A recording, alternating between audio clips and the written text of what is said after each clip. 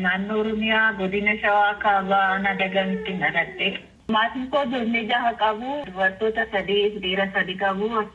Ani ishee jalqabaati. Bara 2001 irraa eegalee mana barumsa Dagam sadarkaa tokkoffaatti baradhe. Tokko haga 8 jechuudha. Mana barumsa Dagam sadarkaa lammaffaatti. Kutaa 9-10 illee ittiin baradhe.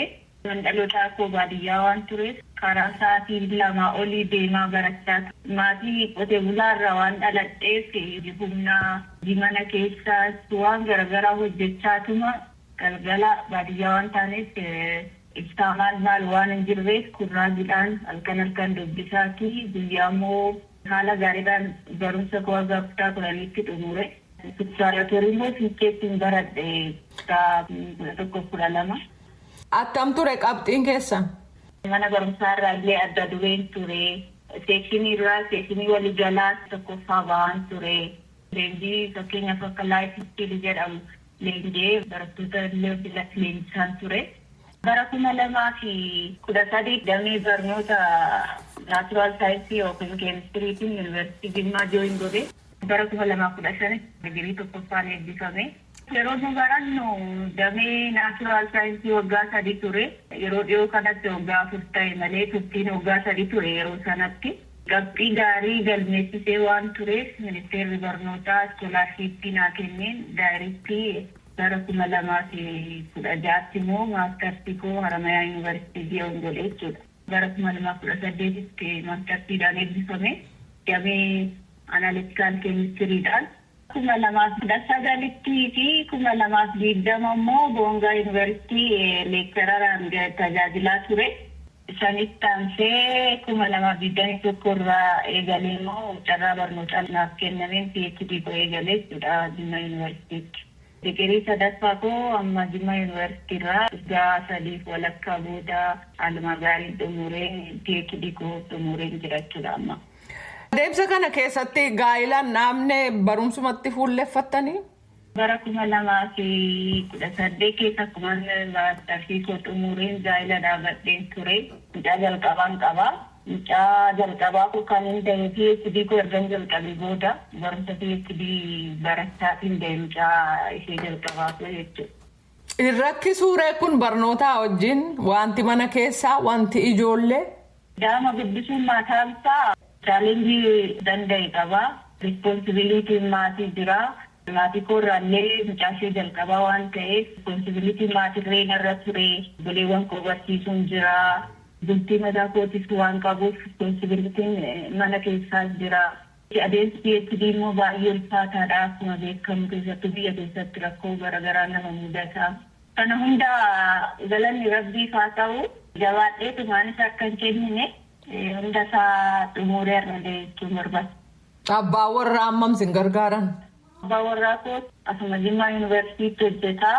Saksassuun akka ta'u kan na taasise immoo guddaan sappoortii minaa godhudha. Hamilee naa kenna. Waan jalqabee yeroodhaan akka xumuruuf waan garaagaraaf na gargaara. Yaadan na gargaara. Inni sun immoo milkaa'ina koo keessatti guddaa na gargaareef.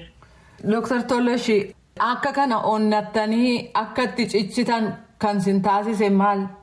Jalqaba irratti baadiyyaatti dhaladhee karaa dheeraa deemaa ture. Chaalenjiiwwan hagana jedhamne keessa darbeen dhufe waan ta'eef inni suni tokkoffaa akkan harkan kennine akkan duwwaatti hin deebine na gargaareera na jabeessee sirraas na barsiiseeraas. Barnoota baratanii qoramuu jireenya immoo qoramanii baratu akkuma jedhamu jireenyi nan keessa darbe jalqabumaan irraa qabee daandii nan irra dhufe baay'ee na jabeesseera. Faamileedhaan waan hin jalqabe akkam duwwaatti hin deebine na taasiseera.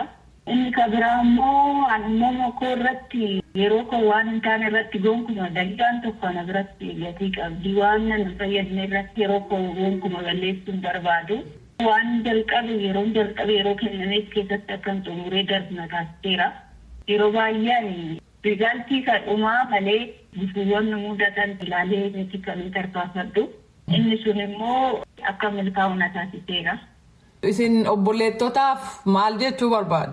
Ilaalchi dubartoonni hanga dhiiraa milkaa'uu danda'anii jedhameetti na jedhu kun ilaalcha dubarta fa'aa yookiin ilaalcha sirrii akka hin taane naa galaana. Maaliif uumaan keenya yeroo hunda keenyaaf dhiiraas dubartiis jedhee addan baasne dandeettiin keenya kennaan keenya gargar haa ba'u malee dandeettii wal qixaa nuu kenneera. Inni guddaan akka gargar baanu kan taasisu poteenshaalii nuu kenname kana tuuzamaatti tu'amu. Baasnee fayyadamuu keenya irratti kan gargar nu baasu waan ta'eef inumaayyuu mul'ina qabaannaan dhiira caalaa milkaa'uu dandeessi jedhee yaadaan. Ilaalcha keenya malee akka uumamaati jedhee yaadu. Maalidha barnoonni isin fudhattan? Damee keemistirii keessaa damee analitikaal keemistiriiti. Riisarchiiwwan garaagaraa keessatti piroojeektiiwwan garaagaraa keessatti hirmaadhee bakka hojii faayidaa qabeessaa fi hawaasa naannoo keenya fayyadu jechuun barbaada karoora koo kana gara fuulduraatti. Dhuma marii keenyaa irratti waan dubbachuu barbaaddan? Dargaggoota shamarran kun dabarsuu barbaadu. Jalqaba yeroo isaaniitti haalaan akka fayyadaman wanta isaan hin fayyadne irratti yeroo fi balleessuu akka hin qabne.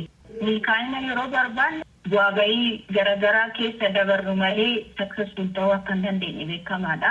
Abbaa mul'ataa ta'uu qabna. Waan hin arguuf jechuudha.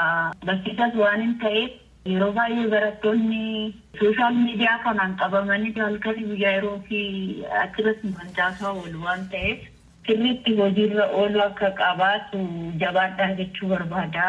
Dubartoota akka kootiinis immoo kana qabaannaan bakka yaadne gahuu dandeenya waan ta'eef jabaadha jechuun barbaada. Dooktar Tolashii Tashoomee gaaffii keenyaaf deebii laattaniif hedduu galatoomaa. Isinillee nu affeeruu keessaniif baay'ee galatoomaa.